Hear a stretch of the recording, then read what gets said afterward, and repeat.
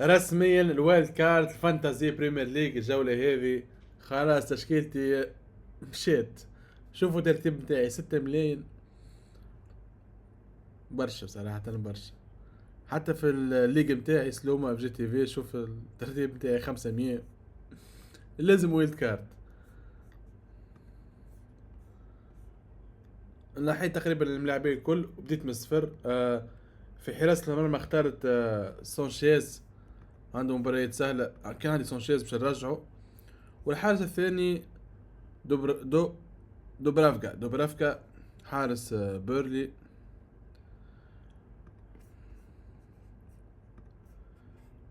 حارس بيرلي دوبرافكا، وينو دوبرافكا؟ حارس سعره محترم وعنده مباراة محترمة كما تشوفوا. دوبرافكا.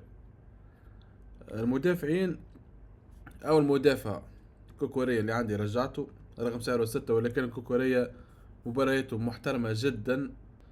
المدافع الثاني اللي اخترته هو كالافيوري. كالافيوري مبارياته مع تقريبا محترمة زيادة، عنده فولهام كريستال بالاس وبيرلي.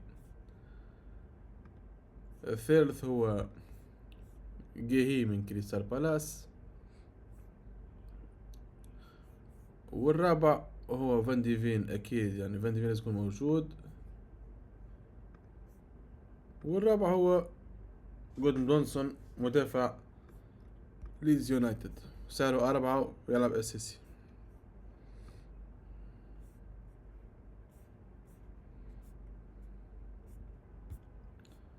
وين جود دونسون؟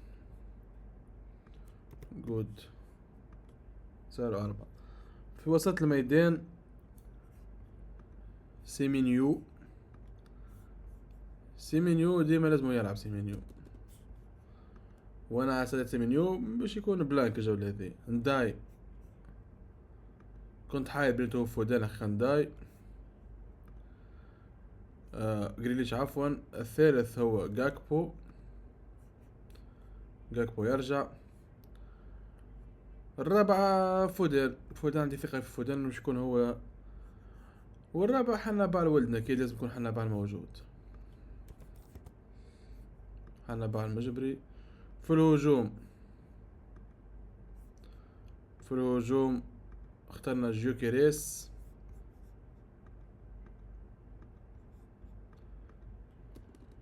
جوكيريس جنبه هالاند اكيد. ومهاجم نيوكاسل ولتميت. مهاجم نيوكاسل.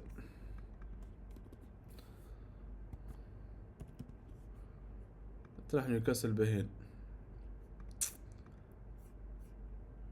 ورسميا ميك ترانسفير.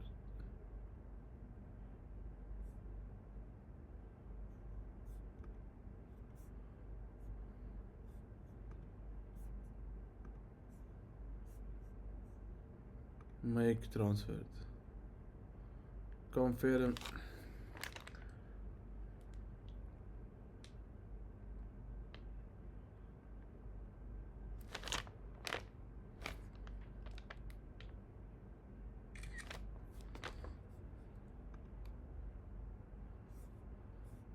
ورسميا هذه تشكيلتي الرسمية. كوكوريا فان ديفين. غنغيرو اللاعبين، ندخلو مكان حنبال، وندخلو